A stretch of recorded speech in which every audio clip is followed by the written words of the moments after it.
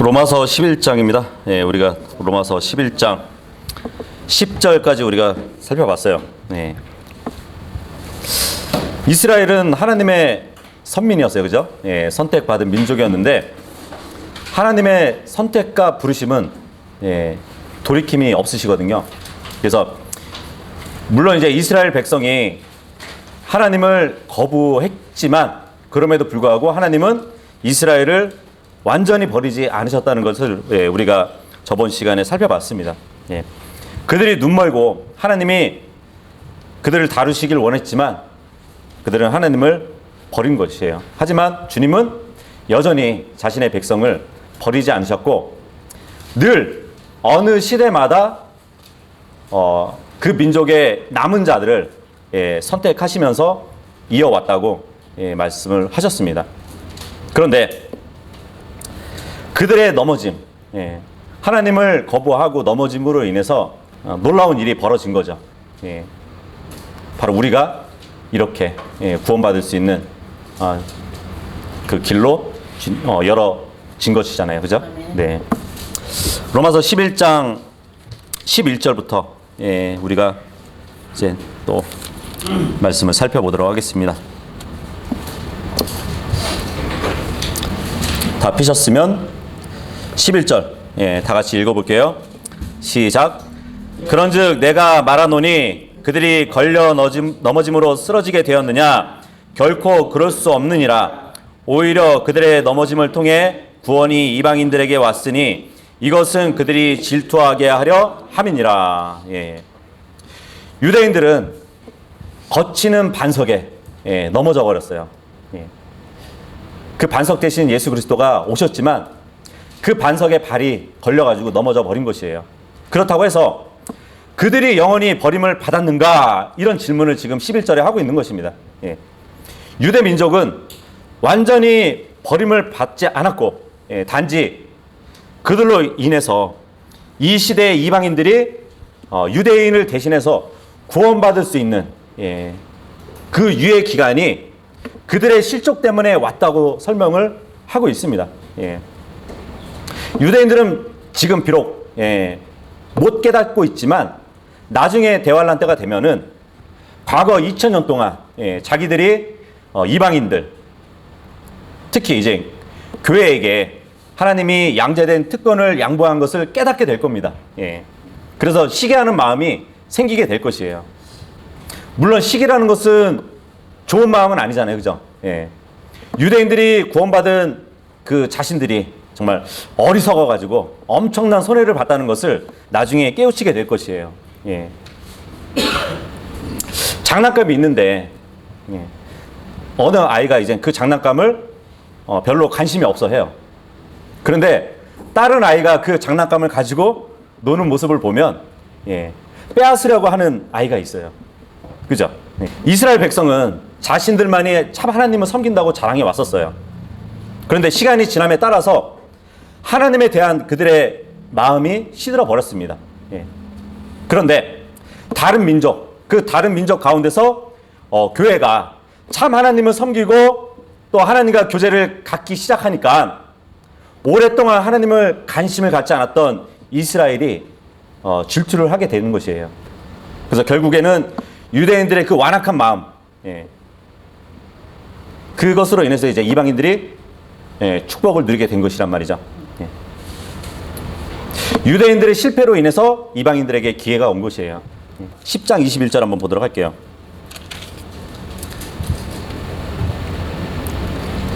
이스라엘에게는 이르기를 내가 불순종하고 거역하는 백성을 향해 종일토록 내 손을 내밀었노라. 이 말씀을 하고 있습니다. 주님은 자신에게 등 돌린 유대인을 향해서 손을 내밀으셨대요. 그럼에도 불구하고 마지막까지 주님의 손을 거절한 것이 바로 유대인들입니다. 그럼에도 불구하고 주님은 불순종하고 거역하는 그 백성을 버리지 않으셨어요. 오히려 그들을 향해 손을 계속 더 내미셨던 것이에요. 하나님은 자신의 백성을 사랑하는 것에 멈춘 적이 한 번도 없습니다. 그 이스라엘 백성은 전 세계적으로 이제 봤을 때 2000년 동안 어디를 가든지 핍박을 받았어요. 예. 어디를 가든지 어려움을 겪은 민족입니다. 예. 예수님을 못 박아 죽인 대가로 하나님께서 이러한 일들을 허락하셨어요. 그래서 성경에 보니까 구원은 유대인에게서 난다고 이렇게 기록이 되어 있거든요. 그래서 예수님은 유대인에게서 태어나셨어요. 이 예수님께서 나중에 사탄의 머리를 부술 것이라고 이제 로마서 16장에 나와 있거든요. 뭐 어떤 분들은 십자가에서 이미 예수님이 그 사탄의 머리를 부셨다고 이렇게 주장도 하고 있습니다. 하지만 그렇지 않아요. 십자가에서 마귀의 머리가 부서졌다면 창세기 3장 15절에 예언이 성취된 것이잖아요. 그죠? 그런데 로마서 16장 20절에는 뭐라고 나와 있나 보세요. 로마서 16장 20절에 보면 화평의 하나님께서 곧 사탄을 너희 발밑에서 상하게 하시리라, 이 말씀을 하고 있습니다. 과거 시제인가요? 미래 시제인가요? 미래 시제잖아요. 물론 십자가에서 예수님은 분명히 승리하셨어요. 그래서 사탄에게는 영원한 불못으로 가게 되는 선고가 내려졌습니다. 하지만 실제적인 집행은 이루어지지 않은 것이에요. 그래서 로마서 16장에서 미래 시제로 되어 있다는 것은 집행은 아직 이루어지지 않았기 때문이에요. 요한복음 16장에 보면은 이 세상의 통치자가 심판을 받았다고 이렇게 기록이 되어 있습니다. 그렇죠. 십자가에서는 심판을 받았어요. 하지만 그 형 집행이 아직 이루어지지 않았다는 것이에요. 그래서 마귀의 운명은 나중에 불못으로 떨어지기 때문에 그 날이 가까울수록 필사적으로 마귀는 포악함을 드러내고 있습니다. 이것을 성경에서 이제 우는 사자처럼 마귀가 삼킬 자를 찾아다닌다고 이렇게 표현을 하고 있는 것이에요. 그래서 지옥에 함께 갈 이들을 모집하는 것이 이 마귀의 발악이에요. 저번에도 우리가 살펴봤듯이 에스겔서에서 마귀가 위로를 얻는 장면이 나온단 말이에요. 에스겔서 32장 31절에 나오죠. 지옥에 가보니까 자신이 미혹해서 함께 데려온 그 사람들로 인해서 흐뭇해하고 위로를 받는 것이 그 기록에 나와 있습니다. 그래서 하나님의 계획 속에 이스라엘이 넘어지게 되었지만 그 이스라엘의 넘어짐을 통해서 구원이 이방인들에게 오게 되었다는 것을 성경은 말씀하고 있는 것이에요. 이스라엘의 민족, 그 민족의 특유의 질투가 불타올라요. 그렇게 하도록 하나님이 전략을 꾸미신 것이에요. 이방인들을 보고, 하나님을 섬기는 이방인들을 보고 질투가 불타올라서 하나님께 회개하도록 하는 것이 하나님의 목적이었고 계획이었습니다. 이스라엘은 이방인들을 개 취급했었어요. 그죠? 왜냐하면 자신들이 이제 우월한 민족이라고 생각했기 때문입니다. 근데 하나님의 축복을 이방인들한테 뺏겼다고 생각해봐요. 얼마나 질투가 나겠어요. 그죠? 그래서 사도 바울은 하나님의 이러한 지략, 하나님의 이러한 지혜가 너무 놀라워가지고 감탄을 해요. 그래서 로마서 이제 11장 33절에서 36절까지 이제 보면 영원부터 영원까지 하나님의 계획 속에서는 결국 이스라엘이 하나님의 품으로 돌아오게 되었다는 것을 기록하고 있습니다. 구약에서도 이제 이스라엘의 회복에 대해서도 말씀을 하고 있거든요. 호세아서 한번 보도록 할게요. 호세아서 6장 1절에서 3절 보시면 오라 우리가 주께 돌아가자. 그분께서 우리를 찢으셨으나 우리를 낫게 하시리라. 그분께서 우리를 치셨으나 우리를 싸며 주시리라. 이틀 뒤에 그분께서 우리를 되살리시며 셋째 날에 우리를 일으키시리니 우리가 그분의 눈앞에서 살리라. 우리가 계속해서 주를 알려하면 그때 우리가 알리라. 그분의 나오심은 아침같이 예비되어 있으며 그분께서는 비같이 곧 땅에 내리는 늦은 비와 이른 비같이 우리에게 오시리라. 이스라엘은 회개할 것입니다. 근데 그 회개는 바로 이방인들의 그 주님을 섬기는 이방인들을 보고 질투함에 있어서 돌아올 것이에요. 본문 12절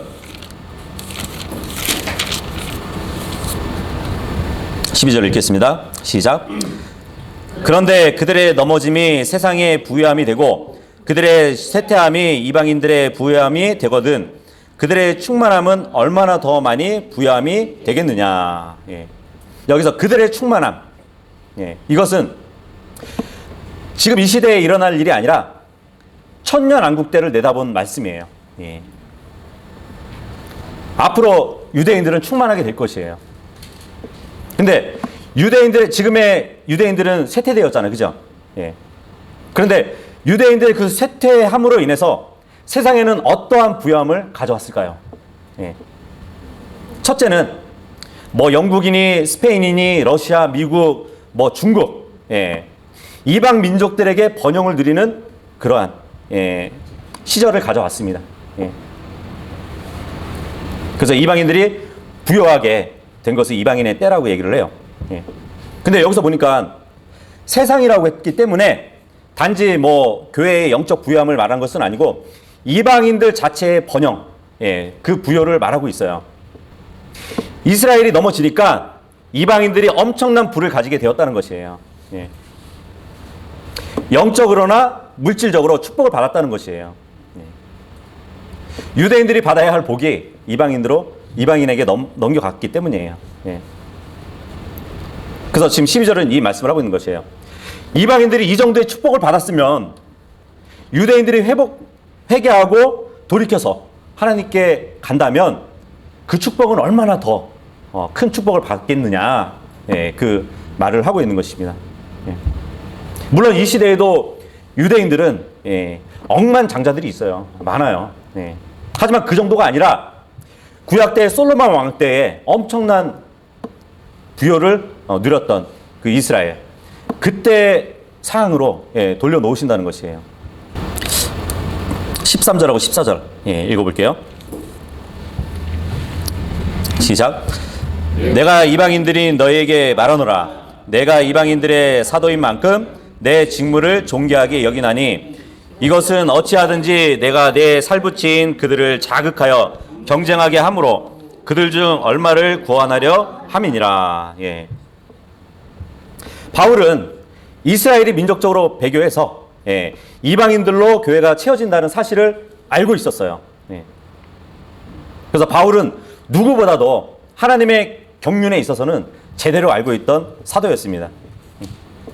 이방인들이 유대인으로 인해서 축복받게 되었고, 예수님은 할례인들을 위한 사역자가 되셨던 것처럼 바울 자신은 예수님의 뒤를 이어서 이방인들의 사도로 부르심을 받은 자예요. 그래서 이방인들에게 특별한 관심이 있기도 했지만 바울이 그 가운데서 원했던 것이 뭐냐면 이방인들에게 복음을 전해가지고 하나님께 인도하는 가운데서도 유대인들을 자극해가지고 그 유대인들 중에서도 각 개인이 하나님께 돌아올 수 있게 하는 것이 바로 이 사도 바울의 마음이었던 것이에요. 이스라엘이 메시아에 대한 질투를 느끼게 해서 결국 메시아에게 돌아오기 원했던 것이 사도 바울이었습니다. 그것을 얘기하고 있는 것이에요. 15절 읽겠습니다. 시작. 그들을 버리는 것이 세상을 화해시키는 것이 되거든 그들을 받아들이는 것이 죽은 자들로부터 살아나는 것이 아니면 무엇이겠느냐. 예. 여기 보니까 세상을 화해시키는 것이래요. 예. 유대인이나 이방인이나 차별 없이 구원받는 그리스도 안에서 일치되는 것을 얘기하고 있는 것이에요. 예. 그래서 로마서 10장 12절에 보면은 그 안에서는 그죠? 유대인이나 그리스도인 사이에는 차별이 없다고 말을 하거든요. 그러니까 복음 안에서는 그래서 이 세상의 화해, 그러니까 유대인의 절대 다수가 복음에서 소외됨을 통해서 이루어진 것이에요. 네. 물론 이 시대에 구원받는 유대인들이 있죠. 하지만 극소수만 구원을 받을 겁니다. 그럼에도 이제 우리가 지금까지 읽어본 구절들을 한번 보세요. 하나님께서 약속을 지키지 않으실 것처럼 보이는 구절이 있나요?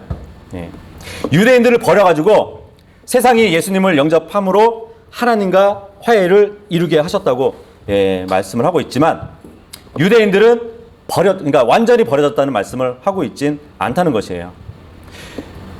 유대인들이 회개하고 돌아오면 얼마나 더 많은 축복이 있을 것인가, 그 말씀을 오히려 하고 계시잖아요. 그죠? 15절 요 보시면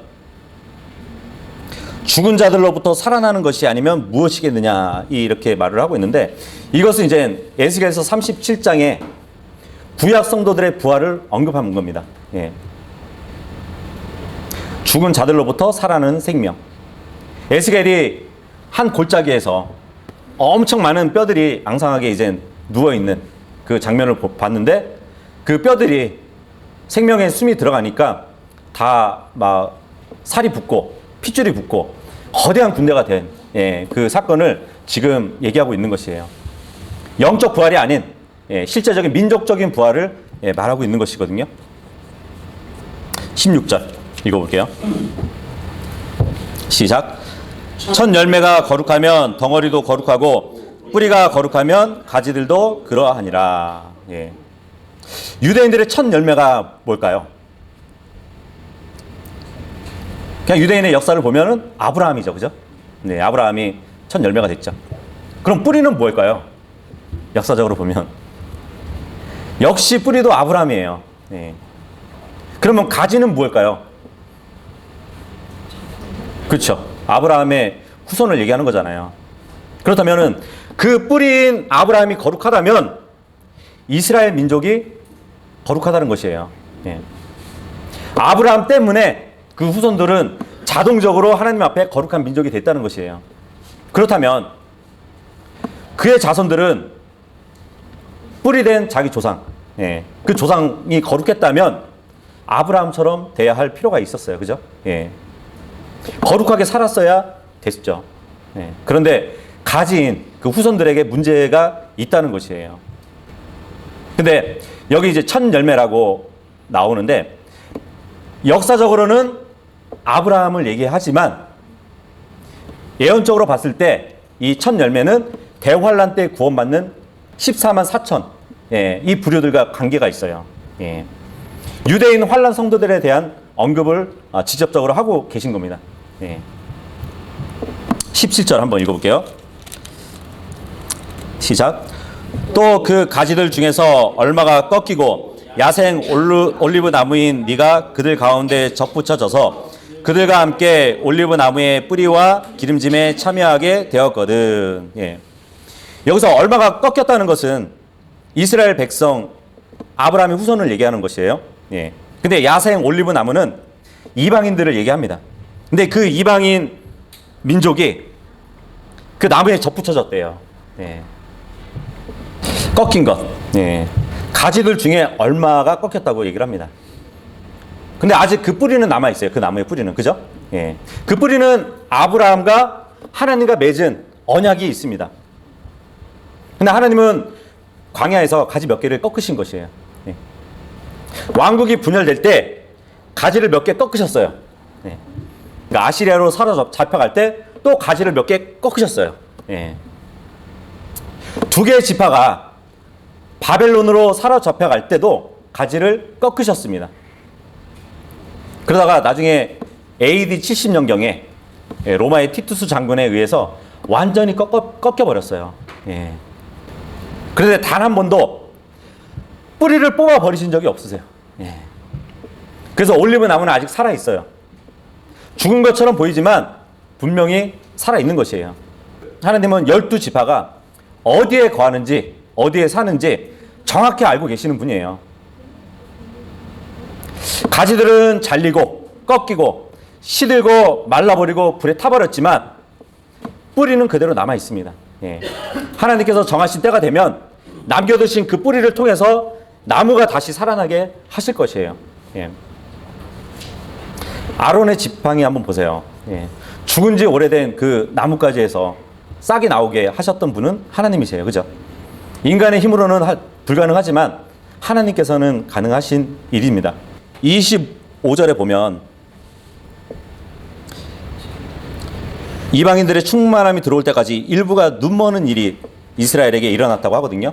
그래서 얼마가 꺾여졌다는 말은 일부가 눈멀게 된 것과 같은 의미로 쓰여지고 있습니다. 참 올리브 나무 뿌리, 예, 아브라함을 말씀드렸어요. 돌 올리브 가지, 예, 이방인 교회가 접붙여졌다는 얘기예요. 예. 근데 이스라엘의 일부, 이 교회 시대의 이스라엘은 꺾여졌어요. 예. 하지만 이스라엘이 영원히 꺾였다고 말씀하지 않고 잠시 꺾였다고 말씀을 하고 있는 것입니다. 그래서 또 이제 복음서에 보면은 무화과 나무의 비유가 있잖아요, 그죠? 예. 그것도 이스라엘을 다루고 있는데 여기 올리브 나무도 이제 이스라엘 백성을 다루고 있단 말이에요. 근데 우리가 저번에 공부했다시피 올리브 나무는 생명나무의 예표예요, 그죠? 예. 올리브 기름은 성령님의 예표입니다. 예. 그래서 본문의 올리브 나무는 구원받을 수 있는 영적인 기회가 이스라엘 백성에게 있다는 것을 시사해 주고 있는 것이에요. 예. 유대인들에게 복음을 받아들일 수 있는 기회가 주어졌고, 그 유대인들이 거절했을 때 성령님께서는 한 집단, 그러니까 한 민족으로서의 유대인을 배제시키고 이방인들에게 잠시 가셨지만 그런 상태는 계속 이어지진 않고 앞으로 이제 유대인들에게 다시 가서 그 상태를 되돌려 주실 것을 말씀을 하실 것인데, 이미 이제 뭐 마지막 때가 되었으니까 이방 민족들이 차례로 복음을 거절하게 되면 유대인이 조금 있으면 복음 앞에서 다시 드러날 것이라는 것을 말씀해 주는 것이에요. 이제 역전이 되는 거죠, 그죠? 이 역전 현상은 유대 민족이 완전히 회심할 그 대환란 때 끝 무렵에 정점을 찍을 겁니다. 대환란 마지막 때 이방인들은 유대인들에게 주인공을 넘겨줄 것이에요. 그래서 역사의 뒷전으로 물러날 것입니다. 언젠가는 세상의 모습을 드러내고 웅장한 나무로 성장할 것이 바로 이스라엘 백성들이 될 것이에요. 지금은 이방인들은 잘린 가지에 덧붙여져 가지고 올리브 나무 뿌리와 기름에 참여하게 됐습니다. 그것을 이제 로마서 4장에 보면은 이렇게 표현을 하고 있죠. 로마서 4장 9절에서 12절 보시면,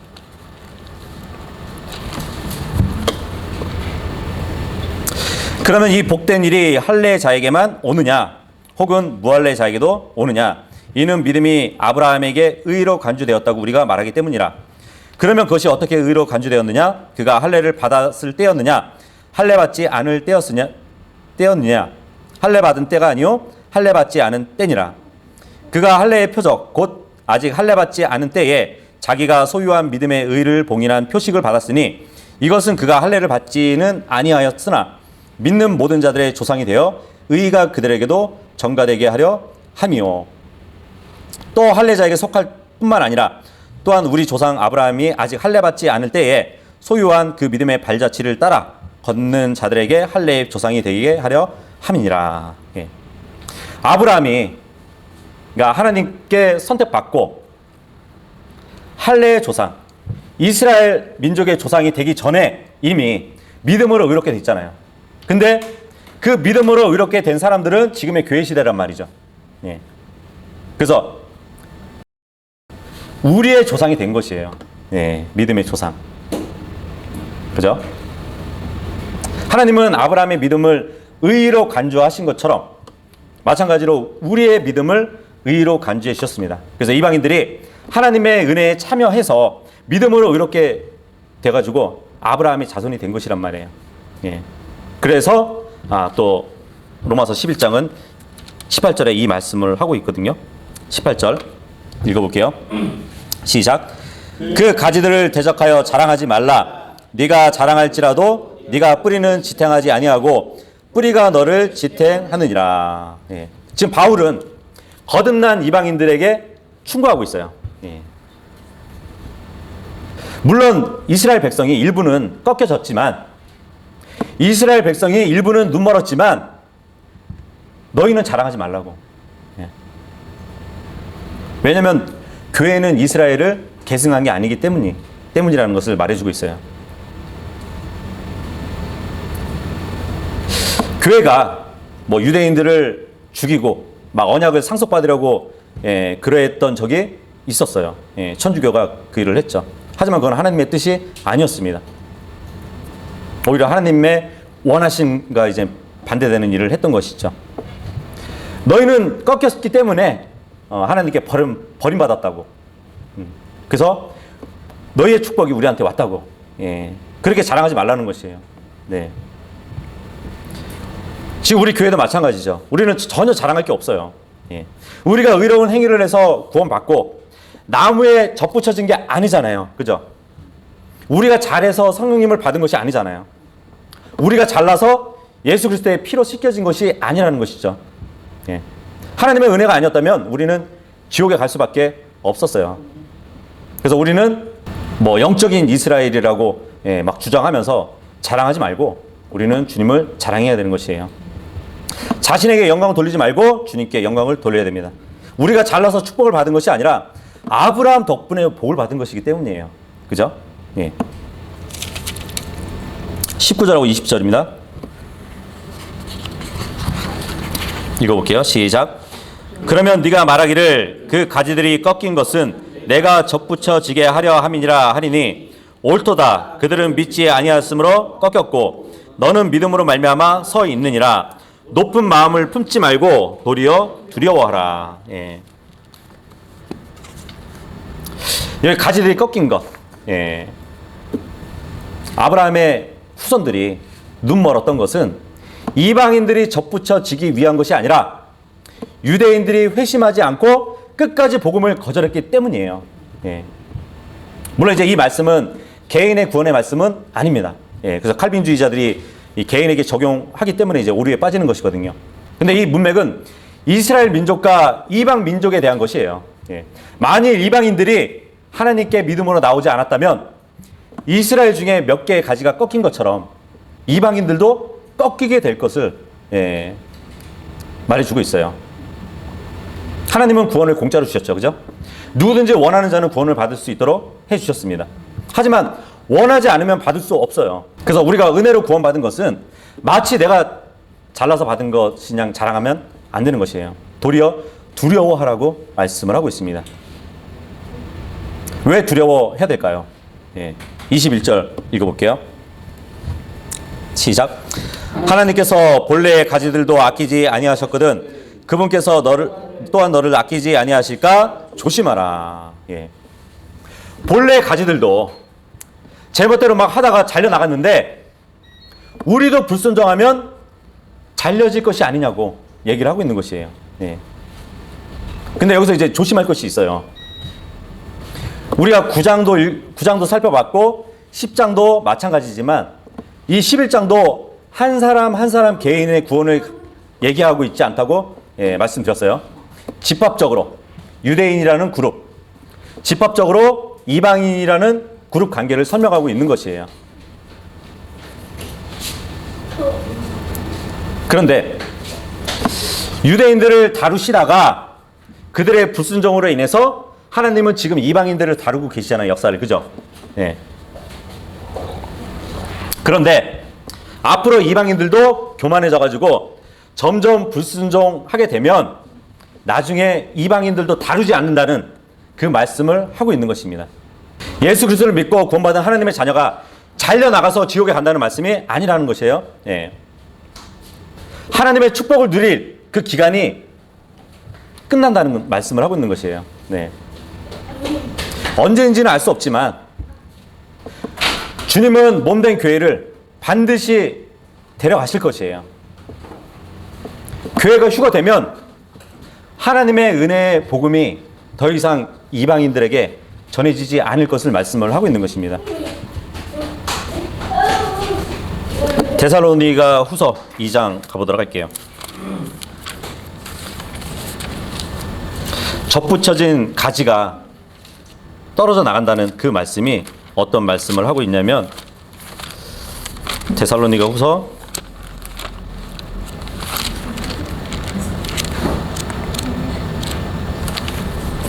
2장 1절에서 3절까지 보시면 형제들아 우리 주 예수 그리스도의 오심과 우리가 그분께로 함께 모이는 것에 의하여 이제 우리가 너에게 간청하노니 너희는 영으로나 말로나 혹은 우리에게서 받았다 하는 편지로나 그리스도의 날이 가까웠다 해서 쉽게 마음이 흔들리거나 불안해하지 말라. 그렇죠? 주님이 곧 오실 것인데, 우리는 곧 휴거될 것인데 불안해하지 말래요. 왜냐하면 그때 어떠한 일들이 있는지를 말씀해 주고 있단 말이에요. 아무도 어떤 방법으로든 너희를 속이지 못하게 하라. 먼저 떨어져 나가는 일이 일어나고 저 죄의 사람 곧 멸망의 아들이 드러나지 아니하면 그날이 오지 아니하리라. 물론 이제 여기 보면 떨어져 나가는 일이 있고 멸망의 아들이 드러난대요. 이 두 가지 일이 발생되는데 떨어져 나가는 일이 일어난대요. 예. 이 떨어져 나가는 일은 개인의 배교를 말하지 않아요. 예. 그렇다고 이 지상에서 우리가 하늘로 떨어져 나가는 뭐 그렇게 표현을 하는데 그런 휴거를 말하는 것도 아니에요. 예. 로마서 우리가 11장을 봤잖아요. 이스라엘이 본래 가지였는데 꺾여서 떨어져 나갔어요. 예. 그래서 이방인인 올리브, 그러니까 야생 올리브 가지인 이방인들이 접붙여졌단 말이에요. 근데 앞으로 접붙여졌던 그 야생 올리브 가지가 떨어져 나갈 것이에요. 예. 이방인들을 다루지 않을 것이란 말이에요. 예. 그 일이 일어나고 우리가 올라갈 겁니다. 그렇다면 이제 우리가 올라가고 나서는 이제 대환란이 오겠죠.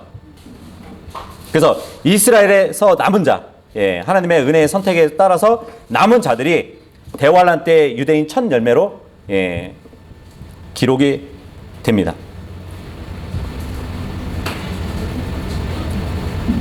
계시록에 보면은 이제 14만 4천 명을 하나님의 첫 열매된 자들이라고 기록이 되어 있어요. 그 메시아닉 주 들어보셨죠?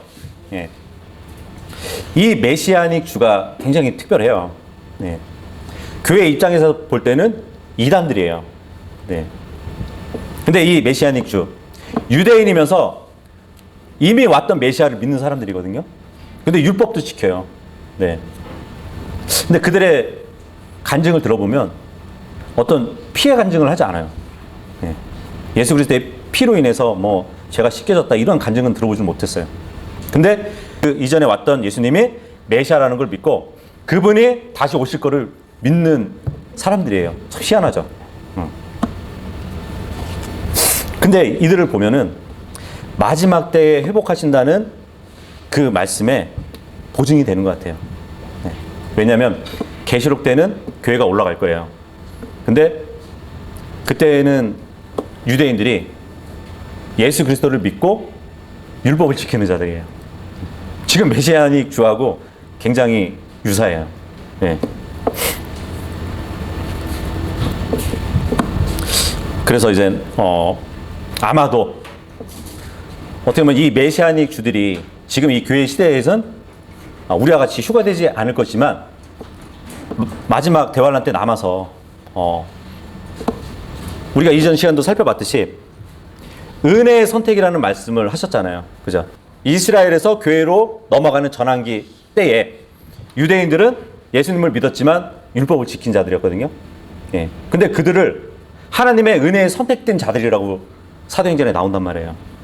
그러니까 앞으로 대환란 때에 유대인들 중에는 자신들의 어떤 행위로 인해서 선택받는 것이 아니라 하나님의 은혜의 선택하심에 따른 무리들이 생겨난다는 얘기거든요.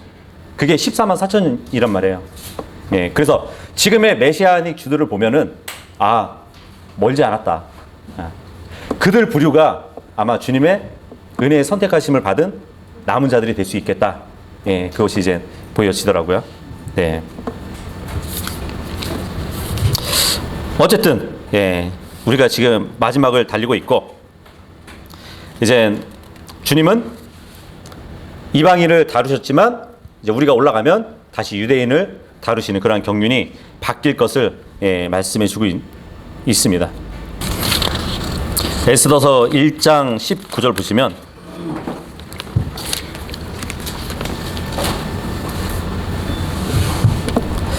만일 왕께서 기쁘게 여기시거든 와스디가 다시는 아하수에로 왕 앞에 오지 못하게 하는 왕의 명령을 내리시고 페르시아 사람들과 메대 사람들의 법들 가운데서 그것을 기록하여 변개하지 못하게 하시며 또 왕께서는 그녀가 차지한 왕비의 지위를 그녀보다 더 나은 다른 여인에게 주소서. 예. 에스더 이 책은 교회 시대 끝에 있을 휴거에서부터 시작해가지고 대환란과 재림까지 나아가는 그 모형들을 보여주는 책이에요. 이 구절 보니까 와스디는 이방인 신부인 교회를 예표합니다. 그리고 에스더는 유대인 신부, 여호와 하나님의 아내를 예표해요. 그래서 이 와스디는 이방 여인이면서 왕비였는데 지금 유대인 여인 에스더에게 왕후 자리를 넘겨주는 그 장면을 보여주고 있어요. 다시 돌아와서 22절 읽어보도록 하겠습니다. 22절 시작. 그러므로 하나님의 선하심과 엄하심을 보라. 넘어진 자들에게는 엄하심이 있으나 네가 그분의 선하심 안에 거하면 너를 향해서는 선하심이 있으리라. 그러지 않으면 너도 잘려 나가리라. 굉장히 무서운 말씀이죠, 그죠? 하나님의 선하심과 엄하심을 보래요.